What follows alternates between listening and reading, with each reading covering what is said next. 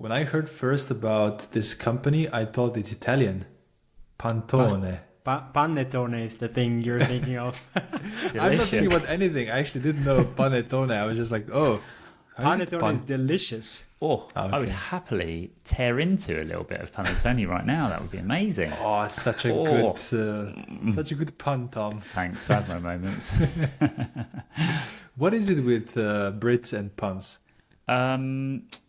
Yeah, it is definitely a thing. We like a pun-based shop name. Next time you visit, come to like a smaller town, you'll see lots of shops that are a word play. I won't bore you with some of them now, but yeah. Apologies if you don't like puns. Sorry. But I'm you only should human. today because we talk about Pantone. Pantone. Boom. Alan, boom.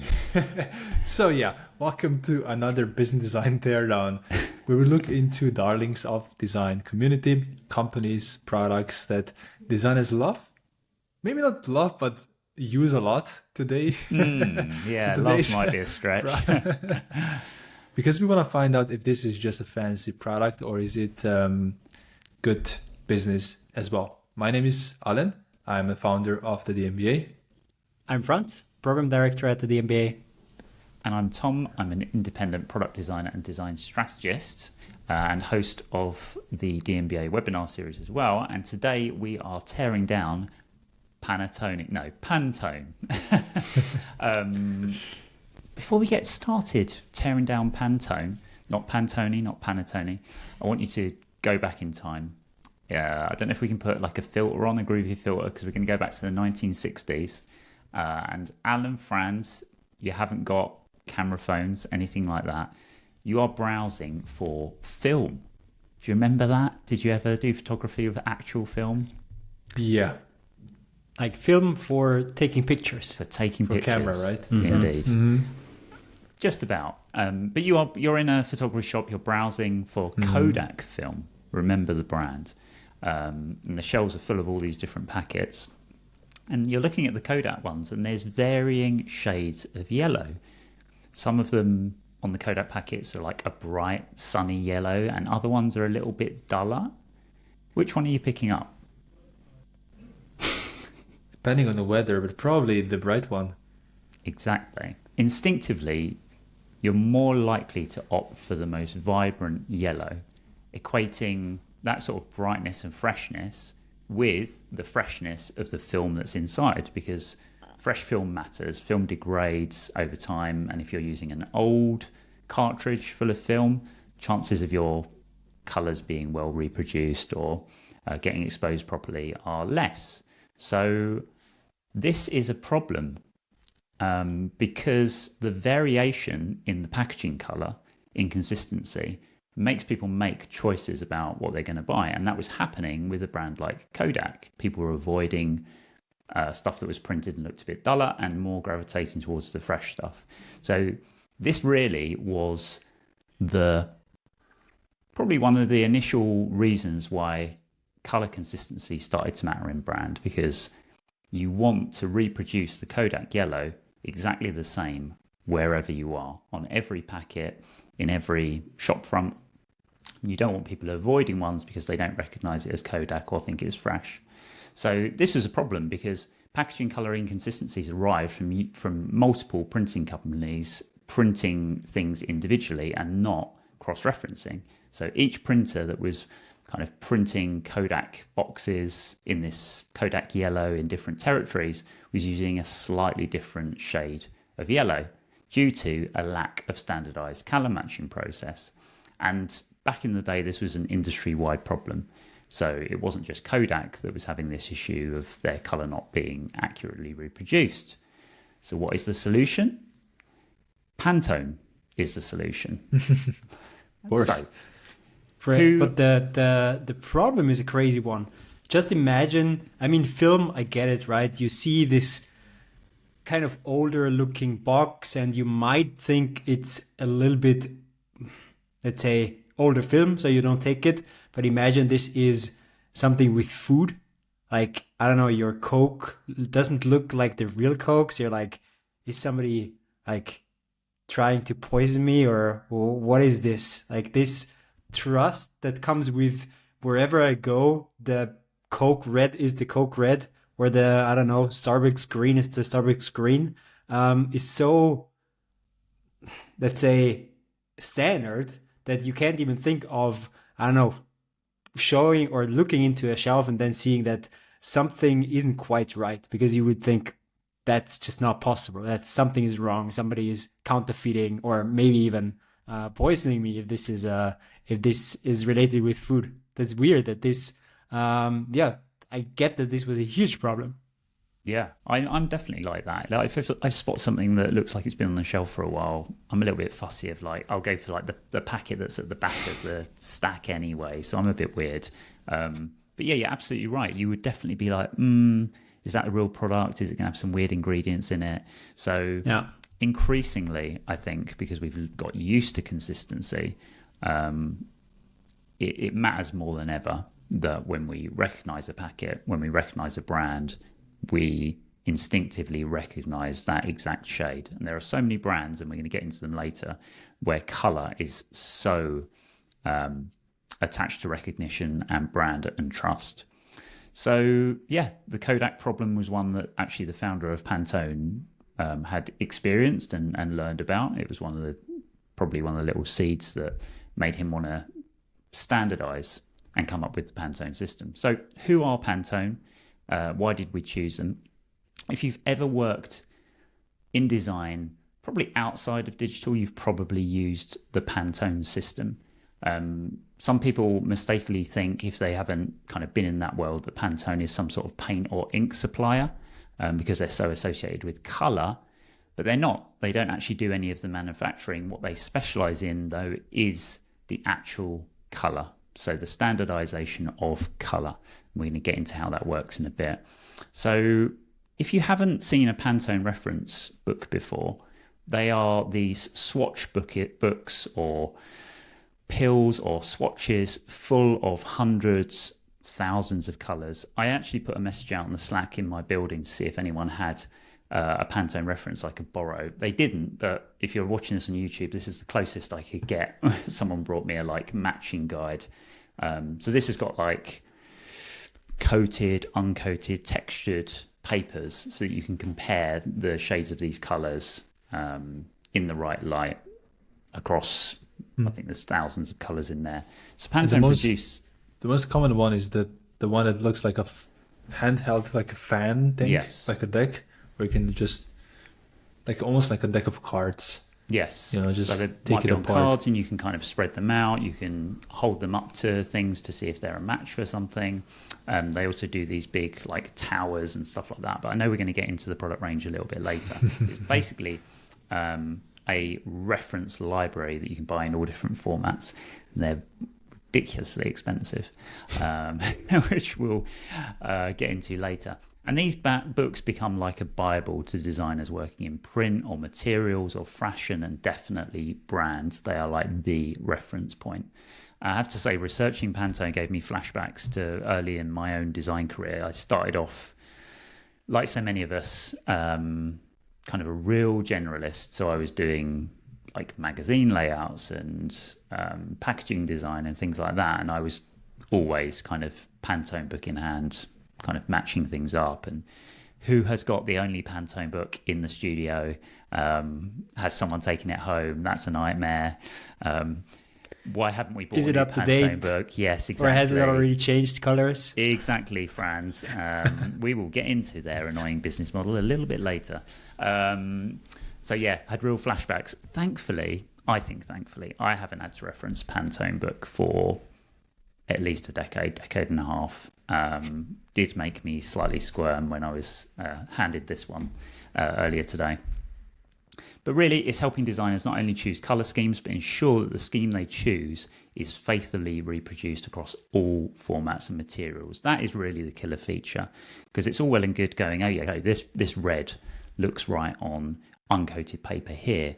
But if I need that exact red to be reproduced on metal or card or paper or cotton or even digital, those different materials will give a slightly different look, and actually the color needs to be mixed or produced slightly differently for those different materials.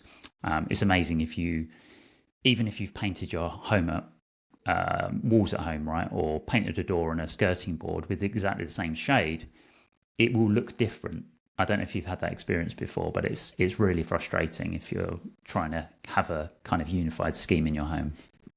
Yeah, I'm familiar with the problem because we were just furnishing, and one of the decisions we had to take was basically when we had these wardrobes, we would have one material on the outside and another in the inside, but we couldn't choose the same color for inside and outside because when you open the wardrobe, actually it's a little bit darker because it doesn't have the same light. So you need to choose a different color from inside to look as if it's the same as if the outside one. And this just gave me flashback, this whole research on how many potential mistakes were in the process. Because at a certain point, I was given the Pantone this deck of cards, I would call it, this reference book. And I can tell you, it was probably 5+ years old. And now, after having done this research and knowing what this means for that reference book, I'm just happy we didn't make bigger mistakes in the process. Indeed, yes. I'm going to hold my opinion on the whole longevity of these books until a little later on. But yeah, so Pantone doesn't sell colour, they sell consistency. But what is, in detail, the Pantone matching system itself? And that's what it's called, the PMS, the Pantone matching system. So it is a standardized colour reproduction system that allows for absolutely accurate communication and matching of colours across various industries. So if I tell Franz the number or the name of a colour in a Pantone library over here in the UK, and he wants to get something printed in Austria, it should come out exactly the same shade, regardless of what he prints that on. So yeah, and they have funny names. I don't know if you have seen this. I'm sure when we get into some of their marketing stuff later, they do have some hilarious names that don't seem to really bear any resemblance to the actual colour. And it got me thinking, if you imagine that Pantone were creating a colour palette based on an amazing podcast that helps explain business concepts to designers, what colour would represent ours? I've got a few suggestions if you can't think of any off the top of your head. I do. I mean, my favourite colour is like a blue teal. So we've got Teardown teal. I was going for a Teardown turquoise. Turquoise, very good. Tongue twister. I had Strategy Sienna, or maybe for Alen, Metrics Maroon. Okay, nice. The one that came to my mind was circular green. Circular green, very circular good. Business. Circular economy, green, yeah. Excellent stuff. But yes, so how does it work? How do people identify colours in the Pantone matching system?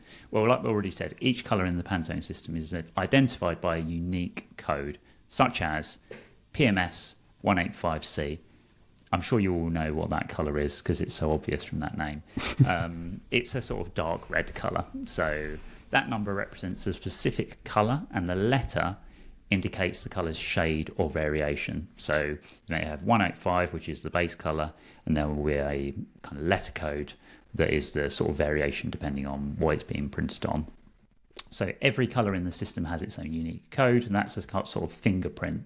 So instead of saying, I want that red, you can say, I want PMS 185C, and it will be super precise, super consistent wherever it's printed. That's the main way that you sort of interact with the Pantone books and swatches and things like that.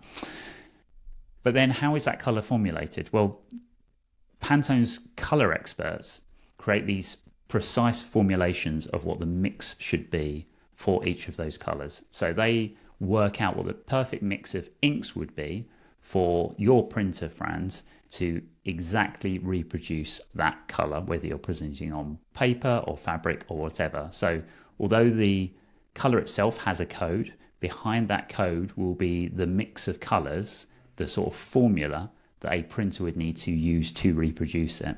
Because it's all well and good just having the number, you need to actually be able to mix accurately to do that. Hopefully making sense so far. Absolutely. It is complex. It is complex, yeah. I don't know how they keep coming up with new colours as well, but they do. So yeah, then those colours with those codes go into these colour guides. Like we said, these are these little books with swatches, every colour in the rainbow. And designers, like we said, studios across the world and printers will have these guides to pick their colours and make sure they match up perfectly. Worth saying at this stage that they are expensive, but I think we're going to get into that a little later. And then finally, how you use that, we've already kind of touched on this, is through using those codes to communicate the shade you need. So if I am designing, say, a new brand logo and we're slightly adjusting the shade of blue and we're moving from one Pantone to another, I can consult with my client and say, look at your Pantone reference. We are now moving like 2 shades darker. And they can talk to their people in other departments and say, this is what we're moving towards. How, go and mock up some billboards or mock up some sort of brand gear or T-shirts in that colour so that everyone can see how that looks. And then once we're agreed that that is the Pantone colour we want to use for something, we can make sure that's in all our brand guidelines. We can communicate that to a printer, and everyone is kind of on the same page long term. So Pantone references, you'll often see them in brand guidelines, and there's usually multiple references depending on coating. You might have 2 or 3 different brand colors and they will have a Pantone reference used for them. And then finally, once something is printed, you still need to double check that for consistency. So there is a final check that you can do using some spectrometers that kind of read the color on a material. You kind of hold these machines, these devices up to a material, and it will tell you whether it is actually an accurate match or not for that Pantone color. So it's all well and good telling a printer this is what I want, but if they're not properly calibrated, that's a problem. So you can do some final checks to make sure it's all fully consistent. So at first it just looks like, oh yeah, it's just a load of color swatches, but actually you can see there's a lot of steps in the design process, but also in the reproduction process that goes into this. So who's the target audience for Pantone books? Unsurprisingly, it's designers, all types. This designer hasn't touched one for a very long time, but in my past, like I said, I have. I'd say mostly it tends to be kind of brand and creative agencies coming up with new identities, logo adjustments, maybe a color theme for a particular campaign that needs to be consistent across territories and across materials. But then it's used a lot in fashion as well. So, if you're a big fashion house that is exploring a color trend for a year and you want to be able to reproduce that across scarves and skirts and shirts and, have a real strong seasonal collection that needs to all be reasonably close as far as color is concerned, and maybe you have advertising to go with it as well that needs to match up. You would use Pantone, and you would use a reference library that shows how that's going to look on material as well as other printed campaigns in magazines and things like that. Interior designers use these a lot as well. Alen already alluded earlier to the problems that you can have if you are using Pantone on different painted surfaces, or you want to match up, say, furniture or sofa coverings with wall designs and stuff like that. So they were using it in a practical sense. But then I'd say across all brand, fashion and interior design as well, you use Pantone as a reference for trend. We'll get into that a little bit later. But for big brands, the Pantone reference becomes critical. We talked earlier about the Kodak problem, and there are certain brands out there that you just think that is Starbucks green, that is Coca-Cola red, that is Tiffany blue, where the color is the brand. So like we said, Pantone helps you make sure that brand is recognizable every single time, regardless of where you are. So that's what Pantone is now. really a standard for the color adopted across the design industry. But how the hell does a standard like Pantone get started in the first place? That's a classic story, how a company that actually encountered the problem turned into something that would provide a solution. Because you were talking about the problem arising for printing companies. Well, actually, Pantone was a small printing company in the 1950s. And in 1956, a person called Lawrence Herbert joined as a part-time printer. And this Lawrence Herbert actually turned the company into what it is now, Pantone. So his job as a printer was to mix colors so they would match the expectations of the clients on the final print, right? And that was hard because there was a lot of back and forth with clients, prints that had to be redone because they didn't turn out as they wanted it to, and colors that had to be mixed, or colors that were mixed in the wrong way. So we're talking about printing in the 1950s, right? Man, that sounds like a nightmare. I've only just, now that you're actually talking about what that would have looked like, of like someone having to mix manually and then check and probably get it a little bit wrong and probably get rejections and stuff, does sound like a bloody nightmare, to be fair. Right. So that was the life of a printer, apparently, back then, to have a repertoire of ingredients and mix them together to somehow match the thoughts of a client, like light blue. Yeah. So I've had plenty of clients like that. Making them happy is tough enough without having a consistent reference. So this mixing was hard, right? And first, Lawrence Herbert actually tried to solve this problem internally by improving the process of mixing the ink. So Pantone printed in the 1950s with about 60 different pigments, and they used these pigments to mix ink colors together. And the process to get the color right was, as we have said, super inefficient because that was basically trial and error. So through his knowledge, he studied actually chemistry. Herbert was able to reduce the stock of pigments from 60 to 12. So he was basically able to use far fewer different inputs to mix the exact same inks and colors that they actually needed. So he became a real expert in, let's say, creating recipes for colors. So he knew exactly how he had to mix these pigments to reach the color that he actually wanted to print. So that was great for the company because that really made it easier for them in operations. But he soon realized exactly what we already discussed. That's only half of the problem. Because he knew how to mix a color doesn't mean that his clients know how to order a color, right? So there wasn't a word to say, hey, give me a light blue. There wasn't a number for this, but there was only like describing how a color should look like.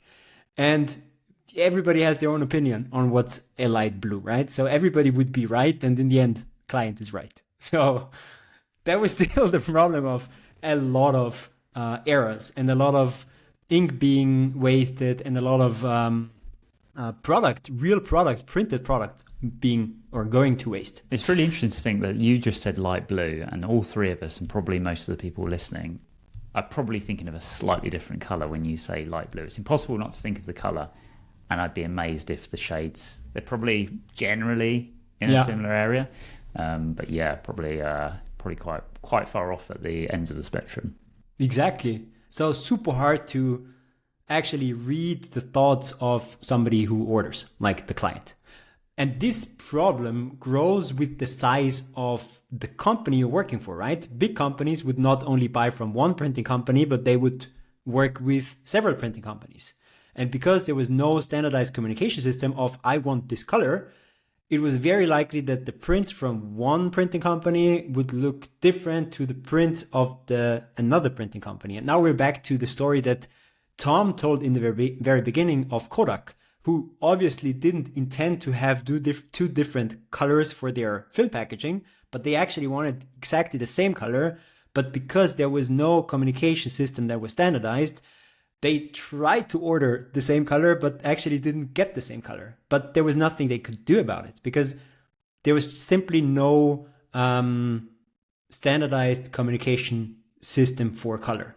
And that problem, or identification of this problem, actually was the birth of Pantone. So Lawrence Herbert bought the company in 1962 and introduced this Pantone color matching system in 1963. So worked there for like 5 years, got to know the industry, and I was like, look, I have identified the biggest problem of this whole industry. Let me just buy this company and change how the industry works. How right? does a worker have enough money to buy the company? That's an interesting one. So did you read what the buying price was? 2 million? No. Nah. What was it? $50,000. Oh, okay. So if you adjust this for inflation, it's $480,000 today in today's money. Which is still pretty cheap for buying a company. Yeah. So this company, so the story goes like this. This company had two divisions. The one was creating billboards, working together with clients, more agency way, and then a printing division. He was head of the printing division, which was profitable, and the owners were heading the other division, which was losing money, and they had 50,000 in debt. So he basically gave them 50,000 and got the printing division for it. Okay, smart. So, okay. Before we go on to tell the rest of the Pantone story, I want to discuss one question. Like, how, you just said, how does a worker get this kind of money? Well, my question is, how does a worker set a standard for a completely fragmented industry? So think of the value chain in printing, right? You have a customer who is companies who order the prints. Then they might have an in-house design team or external graphic designers, agencies who work together with them. Then you have producers like the printing companies. And then you have printing company, then these printing companies have actually suppliers for machinery, paper, and ink. And now you're coming along and saying, hey, I now have a standardized communication system. Let's all, in the US in the beginning, but then all in the world, use this. So how? It's crazy. It's crazy. Yeah. Like how would you do this? It's a marketing problem. I don't think it's a product problem. It's more marketing problem. How do you get enough people to know about this to get the network effects going? So it's almost like a network effect game because you need. It's a two-sided market: a client and a and a supplier, which in this case would be printers, not printers, but companies. Yeah, producing these assets can be print, can be something else. And probably one of those two is the leading domino. I don't know which one it is in this case. Yeah. Well, they're also they have a mutual or had a mutual interest in fixing this problem. I guess you've got designers who want consistency, and you've got printers who want less waste and time saving. But you're right. Yeah. I guess once a few, you said about the domino effect. Yeah, I guess once a few people start using it and saying, "Oh, this is how we work," then you haven't really got another option. But Franz, I'm sure you're going to tell us how. I love the discussion because we are getting exactly in the right direction. I was super surprised when I read this because I believe that Herbert made a genius move there. So he identified the ink producers as the stage of the value chain that have the biggest influence on the consistent outcomes of print. So after all, the core of the Pantone matching system is the translation of a color that a customer chooses into a recipe of ink. So what he did is he wrote to only 21 major ink producers, described the Pantone matching system, and offered them to license them as manufacturers of the system's basic inks. And it took less than 2 weeks for all but one of these 21 major ink producers to sign with him. So instead of going to, I don't know how many hundred thousands of designers, I don't know how many thousands of printing companies, he went to 21 ink producers and said, look, you know that the biggest problem in our industry is consistency. And this is a system where we can standardize this. And if you want, you can be part of it. And this is really the leading domino when you think about it. So ink manufacturers sold this ink that promised to create consistent and standardized results. Printing companies were eagerly buying that because they had less trash in production and they were able to smoothly communicate with customers. And customers were happy because they could define their color once and for all and clearly communicate with designers and different production partners. What a smart But if you went the sausage. other way around, it's like, how? Yeah. Like, how do you do this? So many people to convince, like you said as well. Just finding, I guess it was. So if you think about the value chain analysis that I guess he would have done, how much would the fact that they were the smallest group that he would have to influence have affected that decision versus it's at the optimum point in the value chain? Or was it just both happened to be, it was a really beneficial coincidence that critical part of the value chain actually had few players in it? I didn't read much about this because a lot of the Pantone research or a lot of the Pantone stories that you read is about, well, this problem just needed solving and then everybody was happy.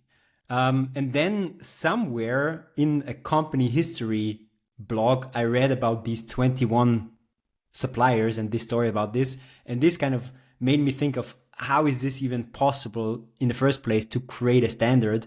And so I don't really know the thinking process or a bigger story around this, but it just made me think that this has to come from a deep understanding of how the value chain in this industry works. And then making or thinking of a way into this value chain. Like if you have a product, now let's decouple this from Pantone. If you have a product and you want to introduce it somewhere, it's not necessarily the end user that you can target, but it might be somebody else in the value chain that helps you spread. And that was just super interesting for me because that's like a playbook example for creating network effects, as Alen said. So the more people use it, the more valuable it becomes for everybody.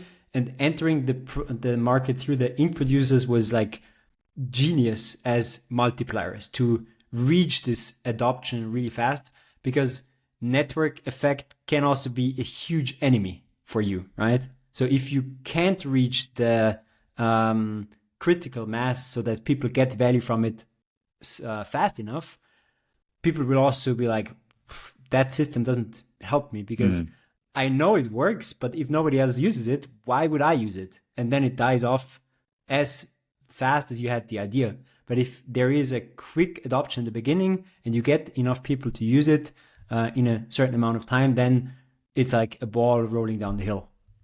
It is also one of the reasons why Pantone might happen again. Yeah, it will. It's one of the reasons why Pantone is so hard to disrupt. During my research, I started thinking, because we will get also to the problems with Pantone and their system, which there are a few.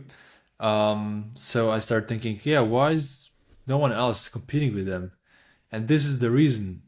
The reason is it's so hard to disrupt someone who has such a deep embedded position in this market, because everyone is used to using this standard. And that's why it's standard. It's so hard to make everyone now move from this standard to another one. They have licenses with software. Everyone has their books. Everyone knows how to use the language. And that's like not just important for setup of the business, but it's also important for the longevity of this business. Yeah, definitely. Alrighty, moving on in the company history. So now it's still the 1960s, right? Pantone. Pantone is focusing. Thanks, Tom. You've got panettone on the brain. Get this man a slice of panettone. So, Pantone is focusing on the printing industry, right? They're coming from the printing industry. They know how that this is the solution for the problem of the printing industry. And now we're talking about printing on paper, right? As we see with many companies, the early focus of the company is product innovation. So perfecting the recipe for different surfaces.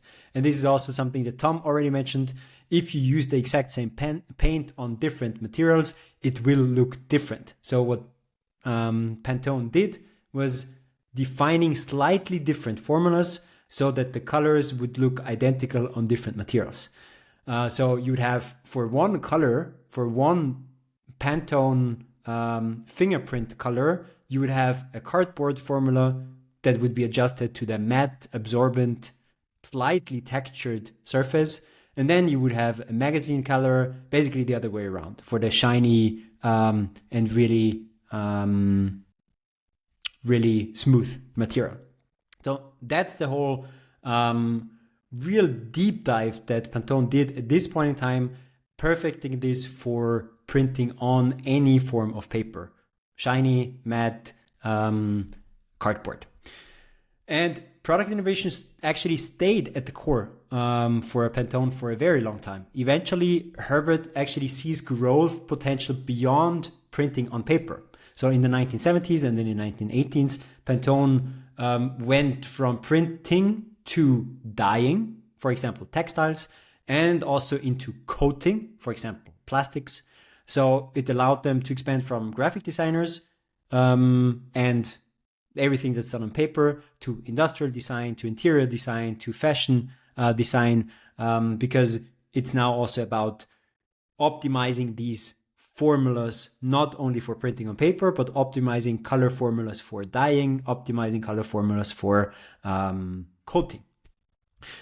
And next step, 1990s and 2000s, we are in the emergence of digital platforms, right? Pantone, this could have easily been a, let's say, story of a company that dies because we are now in the digital age and we don't need this as much anymore. But actually, Pantone made a nice and a good transition into integrating into digital platforms. They were adapting to column. They had now color matching system also for digital workflows, and how you could actually achieve the same color result, not only when you print, but also when you have different kinds of displays. I remember having the Pantone references in Photoshop when that was a design tool for me.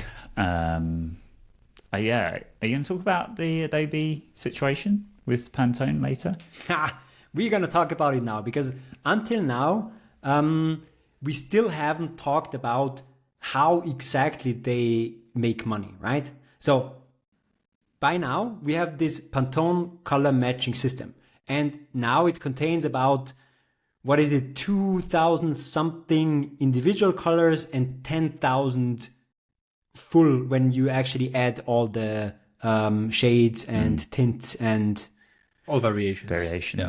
All variations, exactly. So every color has a number, and depending on that number, you can translate that into every application's language. So printing, dyeing, digital screens. And this is what the product is, right? So it's not the color itself, but it's the intellectual property of matching a color that you see on one of their color fans swatches to how an application industry has to use it so it looks exactly the same irrespectively from where it's used. And that's now the interesting question of how do you even make money if you don't produce anything in this printing value chain? Let's have a look, or let's think about the value chain again. They are not selling printing machines. They are not selling ink. They are not selling printers itself. They are not printing anything. They don't even own, nobody can own a color. but still they're making money in this industry, and the most money that they make comes from producing these books, like these watches that you need to buy for $700, for $1,000, for $5,000, depending on range from 200, which is the essential kit, which gives you the basic 2,390 spot colors, all the way up to $9,000, which is the tower. The tower. The tower of colors. Which is printed on plastic. It's massive, isn't it? Yeah. And you just pull them all out and compare them and everything. Yeah. God. Yeah. Right? So what you're buying basically is a physical book, fan, swatch collection that comes together with the, let's say, dictionary that translates this one color that you see into a Pantone code, into a hex code, into a code for how to mix ink or color for printing. And now it also makes sense to enter new industries where you need to adjust this information for different surfaces. Now it makes sense to increase the number of standardized colors, because then you can sell new swatch books. Yeah. Now it makes sense to just have different variations and be in different industries so you can sell more of these physical color palettes. And then it also makes sense to ride the horse of, hey, we are selling consistency, and if you actually value consistency, then you better buy one of these books a year, because your book is going to be exposed to oxygen and exposed oils to UV radiation, and next year your color will not be the same anymore. So you better buy a new one. When I heard this for the first time, I thought like, oh, this is laughable. Of course it's the same, like even if this is 3 years old, I should be able to see the right color. But I've seen some really old ones, and then you see how it deteriorates. But also I read some reviews. I don't know if you've seen those on YouTube and on other websites, and it seems to be a much bigger problem. So there was a person working for an ink manufacturer, and he's basically, or she's writing, or them, that they had to come up with their own system of standardizing Pantone colors because every book is different. And they say customers order a specific color, we would match it to our book. They would complain. We would compare our book to theirs, and they would be completely different. We would have to start adding their job name to the color number and make it a custom match, save it, and blah, blah, blah, blah, blah. All because different books having different colors. So what the client is seeing and what the producer is seeing is different. It just sounds ridiculous. It does sound pretty mad, but they do degrade. But the first design studio I worked for did not upgrade its Pantone books terribly regularly. I'd say like 3 to 4 years they would eke out of those, and you start to lose confidence in it as well, which isn't great. I was just going to jump in when you were talking about the matching system, that people might be listening to this thinking, can't you just use hex colors and CMYK and RGB, because you mentioned that it converts to those things. And of course you could, but we've already said the USP is the different formula for the different surfaces. That's the bit that we have to remember, because yes, you could definitely match on screen a Pantone reference to a CMYK mix, but you would have to adjust that CMYK or that RGB or that hex for all those different materials that you might be using it on. And that's when it starts to get very complicated. Exactly. When you're talking to another designer on screen, obviously no need to use Pantone, right? But if at a certain point something needs to be coated, a physical product, a chair needs to be coated based on specific color, you will have to somehow translate the color that you see on a screen or that you choose on from a mood board into how it actually looks like when Alen is painting his new print sitting it. room teardown teal. He wants to make sure it matches his t-shirts and the DMBA website. There is a dead project. We had to kill it in the DMA, where we wanted to create socks. So we wanted to create on-brand socks using our colors, and it took us a few months to realize that it's going to be very, very hard to find exact brand colors in the materials that we would need for socks, and because everything we did just came out completely different. So we just dropped the project because it didn't look like the MBA brand. By the way, I came across another really interesting quote regarding this problem with oxidization. So one of the people said, "My teacher used to keep hers," so Pantone matching book, "keep hers in a Ziploc bag only to bring it out when most needed. Otherwise, she kept it in a dark room and it preserved it pretty well." Yeah, that's what you'd have to do. You'd have to keep it in a vacuum in a dark room. Okay, so now we know, and Alen will go into numbers a little bit more later, but now we know that half of company's revenue comes from physical swatch books. And then now we're getting into what Tom just said. Part of the revenue also comes from licensing to digital products. And yes, you might have realized, if you are a designer who worked with Pantone palette in Photoshop or in any other Adobe tool, that it was part of it for free, and now it's not anymore.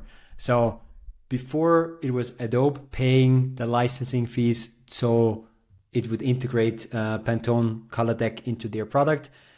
They decided for some reason, or maybe obvious reason, to not do that anymore. So now if you want to use Pantone palette in any Adobe product, you need to pay $15 a month. I think it goes up to 22, doesn't it? No, or something like that. I think it's 15 per month or 7.5 per year. I mean 7.5 times 12 per year, which is 50% cheaper. So 80 per year, or which isn't crazy, but that adds up if you've got a lot of designers in your studios and stuff. Yeah. So now we have talked about initial problem that they solved, how they focused on product innovation to enter new industries, and also kept up with digitalization, even though they originated in the printing era. So for me, that's still an interesting one. But the reason why Pantone is so well known by now goes beyond product innovation, and also goes beyond all this translation system that we have just described for the last, 40 minutes. So it was super important and also interesting to understand how they got to the point where they were the industry standard. But now it feels like Pantone isn't only the industry standard, but it's something more. It's like a brand that stands for something, a company that has certain aesthetics, and it's not, let's say, a technology enabler anymore. It's also definitely more recognizable outside of design. Like you said, you don't have to be a technical person to recognize Pantone, the brand and various products. Yeah, that's true. So I think what happened is that they realized that even if they cannot own a specific color, they could become synonymous for color in general. At least it feels like that's what they are trying to do. So the first initiative that went into this direction of getting this authority in color was the foundation of the Pantone Color Institute in 1986. So that's quite early already. And until then, Pantone was more a technology enabler, right? It made something possible that was ideated and decided by somebody else, right? So some creatives chose colors, created great designs, and then somebody printed or produced something beautiful. And Pantone was more in the background enabling all of this. The Pantone Color Institute was intended to be a color consultancy and a trend forecasting body, and they wanted to become this authority in color, something that would not only make it possible to print well what you intended, but actually something that would go ahead of a trend and go ahead in an industry. So over the years, they embraced this thought of authority building more and more, and actually got quite bold with what they did beyond their core business. So first, this Pantone Color Institute is now an agency that you can hire to create new colors. So you can say, well, I need something that should communicate this, or my brand is that, and you should help me to get the perfect color for this. For example, Universal Studios approached them to create yellow for their Minions franchise, the banana yellow. Yeah, yeah, because again, it's got to be same yellow of the characters, yellow on the billboards, toys, plushies, all that stuff, right? You need it to all feel the same. I think that's one reason, but I think the even more important reason is that you position Pantone now not only as the body or product that can make it look the same everywhere, but you want to be the company that also says, and it should be this color. So choosing the color before, they were like making the color happen that somebody else decided on. But now they are trying to move into a corner or an authority that they are the ones owning color, choosing color, setting trends. And yeah, that's what they do with a lot of brands. Like every brand can go to Pantone and work with them together on creating a new color. And obviously they cannot own the color, but it's still something that they help in creation, and then obviously also in operationalizing. Thank you, Tom. That's okay. Pantone. Pantone. I think it's ironic that we're talking about consistency of this brand, and we've pronounced Pantone 5 different ways so far. That's true. It's sweet. They're like super fascinating how they've moved into being an authority, Franz. I think that's like smart. And that a lot of the headlines are around, not headlines, a lot of the stuff is around them coming up with new colors for like Minions or a new brand or something like that. But they're actually also, it's a really good service to be able to say, we have this brand color, but we need to kind of consolidate. We are still having those consistency issues. So, go to someone like Pantone and say, this is our brand, we need to make sure it's reproduced everywhere really well, help us like nail that, get the mix right, get all the formulas right. So on one hand they're like going, it should be yellow, and the other hand they're going, your yellows are a little bit off, let's get it all nice tightly packaged. And I think they did that with Tiffany. What that is a brand that is synonymous with their blue. I think they did an activation around that, like, being like the Tiffany color people, like all the various swatches and books and everything, and kind of made a thing of that when Tiffany and Pantone worked together. Clever move. Cool thing is that that's still kind of the obvious thing to do, right? So something really well, so let's also become an agency or a consultant in that, right? So that's like no-brainer in a way. But the interesting thing is that they got bolder and bolder with this approach of venturing out of their core business to build this authority. So they partnered up with companies to launch actual real products, like a lipstick with cosmetics brand Sephora. They opened a hotel in Brussels, which doesn't exist anymore, but also interesting decision. But why? I mean, why would they go into lipstick and hotel? Like, what's their additional value apart from choosing a color for both of these products? I don't get it. I think so. I think it was being synonymous with aesthetics, being synonymous with something that looks beautiful and appealing. So this is why you go into lipstick and cosmetic and you use a brand that's actually also high profile. This is why you open a hotel and these rooms are exactly the opposite of the white, sterile boxes, but beautiful color schemes. This is a weird decision, so I'm just trying to make this up because I think they agree now because they closed it, Pantone Hotel isn't but just there imagine anymore. how the hotel rooms had to be numbered in Pantone. Hey, Pantone yes. Hotel. 9,243. I didn't see that. I really hope that like each room, everything in the room was the same color.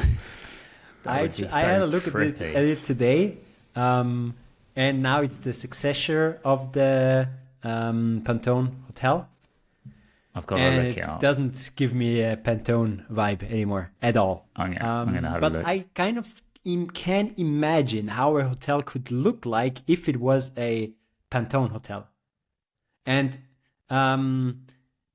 now when you have a look at the website, they even have merch. So, and that's actually kind of interesting and minimalistic. It's still weird because it's proper merch, like it's a mug and it's a keychain and it's an umbrella. So it's not really this, let's say, high profile goods like a lipstick.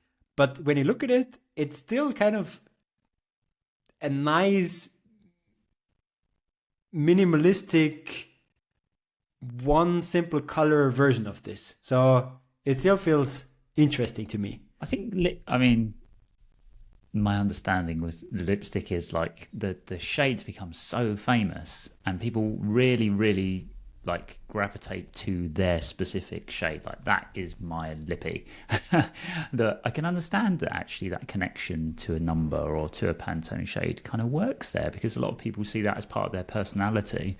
Yeah, that is interesting. I can see why that was something worth exploring. I've just looked at the Pantone Hotel. It's too colourful. Yeah, too many different colours. colors. Colourful. Right? It looks like a ball pit. Not for me. I'm not surprised it closed down. Cool. But the Pantone mugs, they're still everywhere. Like you go to like sort of gift shops and stationery shops and everything. They're always there, aren't they? They've become. There's one in every office cupboard. There's a few here, which I was going to borrow for the podcast, but they're actually people's mugs. And I was like, they're going to get angry with me on Slack, so I didn't borrow them. But yeah, they did branch out a lot. But biggest coup when it comes to moving into being an authority in color was in 2000 when they, for the first time, presented the color of the year.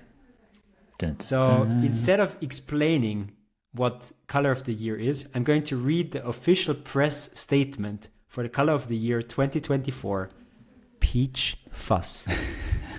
A light, delicate shade that sits between pink and orange, Peach Fuzz marks the 25th anniversary of Pantone's Color of the Year program. This soft, heartfelt hue expresses the desire to nurture kindness, compassion, and connection, all while fostering a deep coziness as we seek a peaceful future. Couldn't have said it better myself. No. You already get a sense for what color of the year is, right? So this is a presentation of 30 minutes of one color and why it is the color of the year.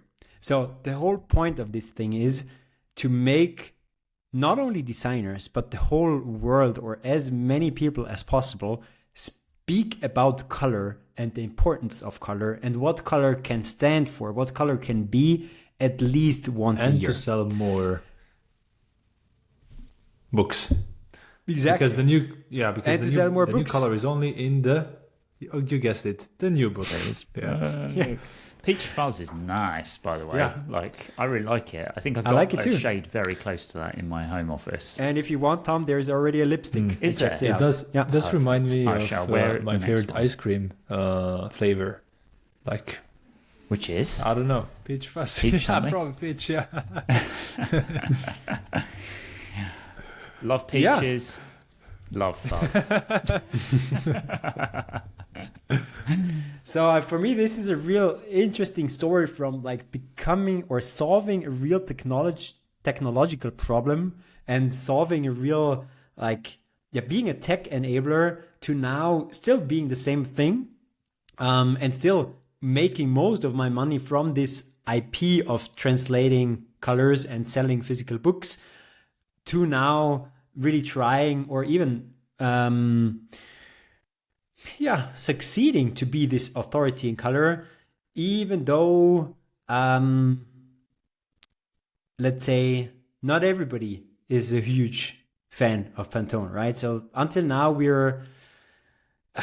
have talked about it quite positively. I was quite positively surprised because I'm really interested in all of what I was talking about. Like, how do you solve an industry's problem? How do you convince an industry to become a standard, and so on? But now it seems like people are not as fond anymore of Pantone, partly because they are even not as clear cut when it comes to what they own and what they don't own, but rather just sue people who try to do similar things as they are. Yeah. It's on, I think one of the groups that are not a big fan are anyone who is doing lots of forward planning for their color schemes, and has done all of that, and then color of the year comes out. So I don't think we can underestimate what a big deal color of the year is now. Like, it makes mainstream news typically, and it truly is a big trend driver. You will be seeing that shade for the next 2 to 3 years. This isn't Pantone looking back reflectively and saying this was the color of the year and like aggregating something that's gone. This is setting direction, and that's massive. And you look back at color of the year, and then you look back at fashion, interior design, brand design the following years. It does influence it, for better or worse. And I think that's one of those areas where people are uncomfortable. There's stories of like interiors companies who have planned out their color schemes for the next couple of years, and then color of the year comes out and they're like, shit, okay, time to rethink at least some of what we're doing in response to that. So because that color is now owned by Pantone, right? So that which is not possible, but still somehow it's how they act, and sometimes even what they try to enforce when it comes to competing systems or other ways to define or standardize colors. I also had a look at the last 25 colors of the year. So starting 2000 to 2024, I think there's 25 colors if I'm not mistaken. And I was also surprised to see just seeing certain colors at certain years where I did, from my memory, remember noticing more of that, like vibrant yellow, that kind of shade. It was like, oh, the yellow really stood out to me, that kind of bright mustardy kind of thing. I mean, I've worn more of that, and subconsciously, it's been everywhere, and it's been color of the year. I think it was just coming out of the pandemic. It was kind of connected to 2021. Kind of getting people outside more and positivity. There was a message and a story. Illuminating an ultimate gray, I think. Yeah, that was the name of that color. Yeah, that one was really big hit. And also 2019 Living Coral. I think I can just kind of remember seeing that afterwards. And then if you go back all the way to 2000, you can see, just completely different colors, which are not modern anymore. So it does speak to the power of the company in terms of their importance in this industry. And of course, as a numbers person, I was interested to know, being such an important company in this industry, how much money are you making? And how much money are they making? So, Franz and Tom, I'm set to disclose that the company is, well, it's not private, but it's part of a bigger group, so you can't really find the numbers, right? So, as it's part of a company that owns 10 brands, they don't report how much money Pantone is actually making. But I wouldn't be here talking about this if I wouldn't have tried to estimate. Oh, I thought you were about to go, so I'm done. On to the next thing. So Easy sorry, research folks. for Alen.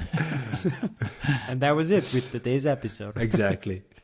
So I did what I love doing, which is just using proxy numbers and certain estimates to come up with my guess with a high degree of certainty, let's say 90%, that Pantone or Pantone is making somewhere around 100 and 200 million. So my guess is actually 150 million US dollars per year.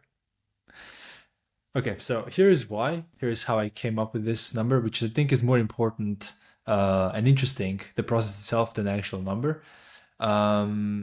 So basically my process started in 2012, or that's the first data point that I'm going to use, because You've been working on these numbers exactly, since 2012. yeah. Since I was born, I loved playing with numbers like this, Tom. So actually in 2012, Pantone and the company that owned Pantone, which is called X-Rite, were acquired by $625 million. Okay, and at that time, X-Rite and Pantone were public, so I could check what the revenue number for 2012 was, which is $250 million. But that doesn't say what percentage of that was X-Rite and Pantone. But what we have now is so-called revenue multiple. So the company making 250 million revenue was sold for 625, which means that they were sold for 2.5x, right? So that was the revenue multiple. What we also know is that in 2007, Pantone was acquired by X-Rite for $180 million. And that would put Pantone's revenue in 2007 at $70 million. Okay, but how do we know what the current number is? Well, another data point I could find in the X-Rite's annual report for that year, for the end of 2022, was that their standards business, and the standards business is essentially Pantone business, was growing at 5% annually.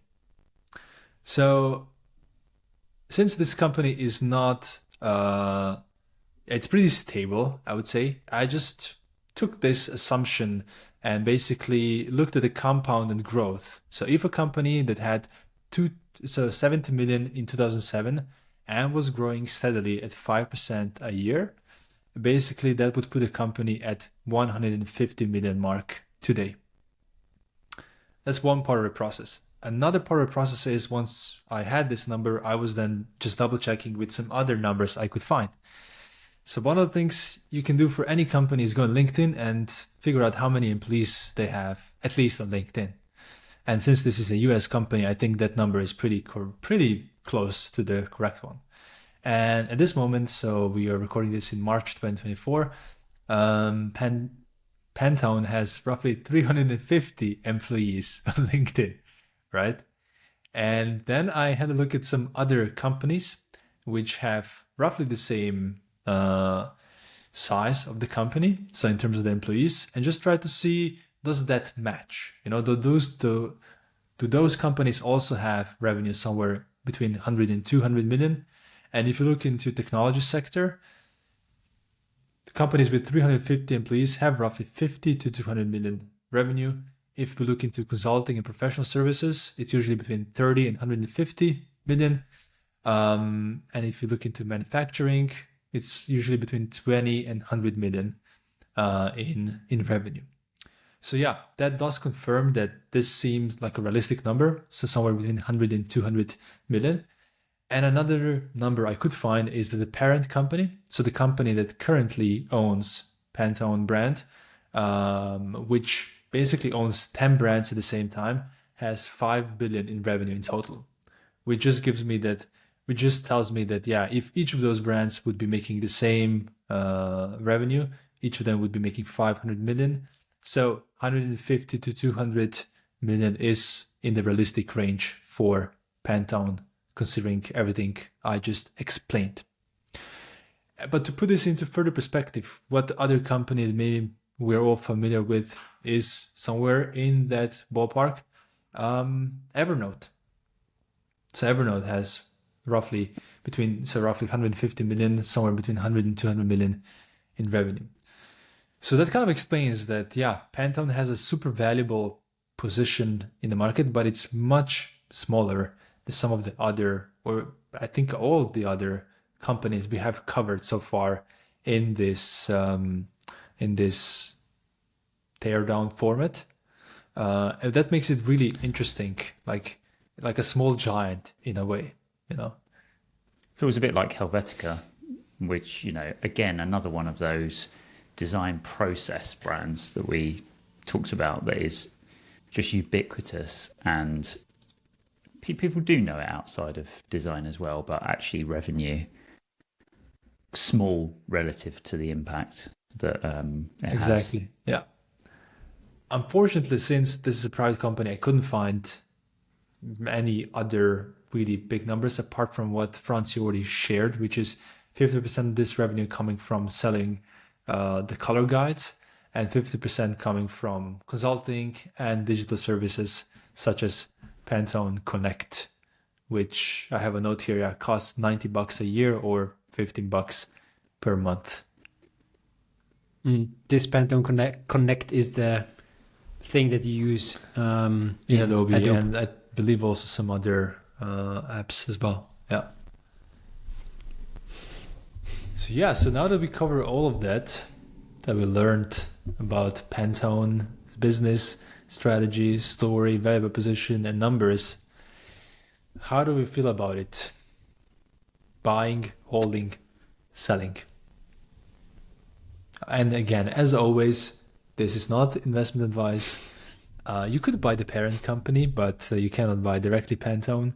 But just showing our sentiment towards the brand. If you buy a Pantone book, just don't hold it too much, because the oils will fuck it up. It's hard not to use my heart for this one and be like, not a big Pantone guy. I just feel like it's so rife for someone to come and offer an alternative, which is much cheaper. I'm amazed that hasn't broken through. I know a few people have tried, there's kind of dodgy sounding, similar named sort of open source color matching things that have tried to break through, but it doesn't feel rife for growth.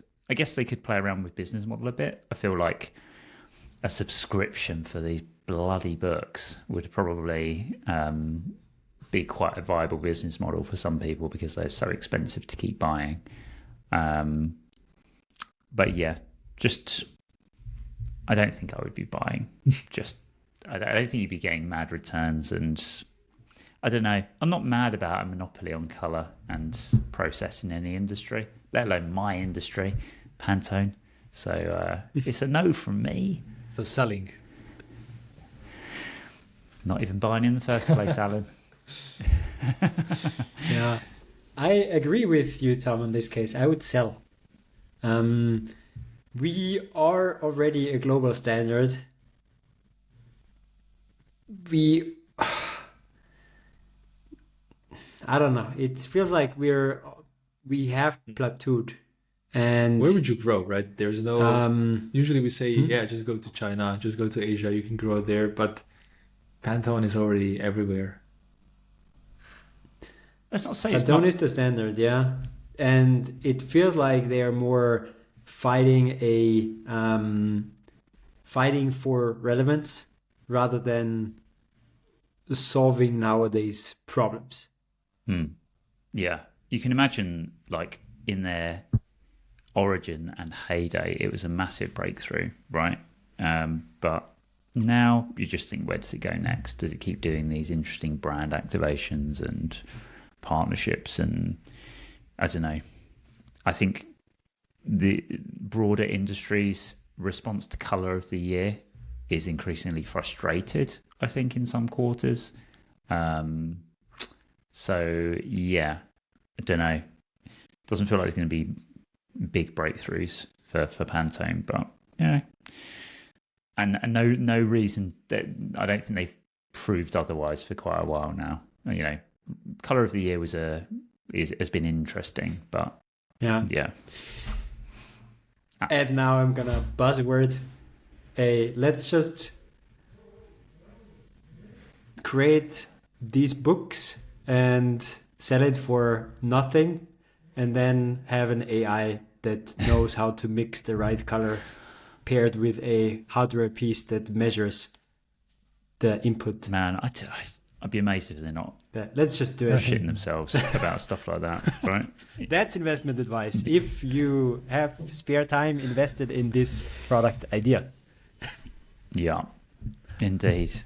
I'd be curious if I would be surprised if this isn't an industry that you can at least, we have been talking about standards, right? And dominant design and network effects. So yes, there is still something that defends them, but I don't think it's going to last for too long. The one thing I would say, sorry, Alan, we will get to you. I would just rock this now. I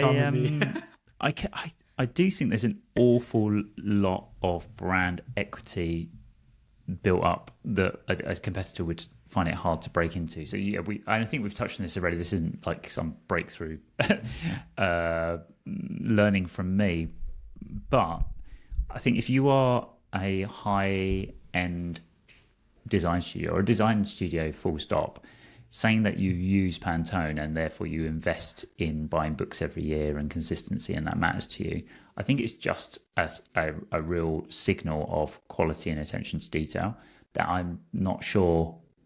I don't know. I feel like it would take a long time for another player to be taken seriously. There is something about Pantone, it feels kind of high end in the design world. I know there's no alternative, but somehow they've positioned themselves as higher quality, higher end. That was the last step that we were talking about in this. I think you're right, that authority thing. And because I was trying to imagine, some sort of free AI breakthrough one, and I don't know, there's something about saying that you're going to be using Pantone and having a Pantone number associated with your brand that has a sort of certain cachet that might be hard to reproduce. It's that sort of X factor kind of thing. Alen. I do share your verdict. Both of these views. So like not being excited, but at the same time having the feeling that it's not going anywhere. The brand is not. So that's why I'm somewhere in between hold and sell. Not super optimistic. I don't see a lot of room for growth. But at the same time, hard to disrupt them. With a lot of these stories, what it comes down to is a huge technological innovation. AI was mentioned, and this could be it. It could also be a huge change in customer preferences, or it just could be that we live more and more in the digital world, and this system is less important. So imagine if we would be going out and, being exposed to physical materials outside less and less. It's a bit of a dark thought, but still, in this kind of world where everybody's wearing Apple Vision Pro, you need less Pantone because even the headset itself could help with calibrating colors outside.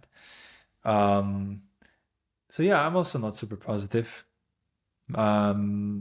It's amazing what they've built. It's really, really interesting and unique story because they're basically selling consistency. It's a service, but they've just done a beautiful job in packaging it. They solved a real need, but it feels like time is ticking for them. does, doesn't it? There's threats. There's threats in a few areas there. And it's not to say, we talked about there's not a lot of headroom maybe for growth and breakthroughs and stuff. It's not to say it's a bad business, right? Like that's not it. But yeah, I did find it, I think, as a story of building a system, and I really liked what you were talking about earlier about the value chain, how critical that was. That's the big lesson for me from this one. That discovery. That when you said it's probably a good business, we didn't talk about profitability because obviously you can't find numbers on it. But let's put this in perspective. When you buy a hardcover book, even the one with photos, it usually costs, what is the maximum price? I don't know, $30, $40, maybe $50. And here you're buying, it's not even a full book. It's, that, how do you call it? You two call it swatches. Swatch. $250 for that. You can just imagine what the actual production price is, but I'm guessing it's a huge markup. So yeah, it is probably a fantastic business at this stage still. Yeah. And on that note, it's time to close. No, seriously, do you have any other stuff, Tom, Franz? We have fantastic business information for you if you're interested in taking a mini Franz. MBA. Go ahead. I don't know the link by heart. Alen, do it. So if you enjoyed this episode and if you're interested in this intersection of business and design, you would definitely also enjoy our mini MBA, which is essentially a 7-day email course where designers are taught business skills relevant for design work. It's totally free, and you can sign up at d.mba/mini-mba. Franz, so d.mba/mini-mba. So remember this for next time. Cool. I will. Thank you. See you in the next one. Bye-bye.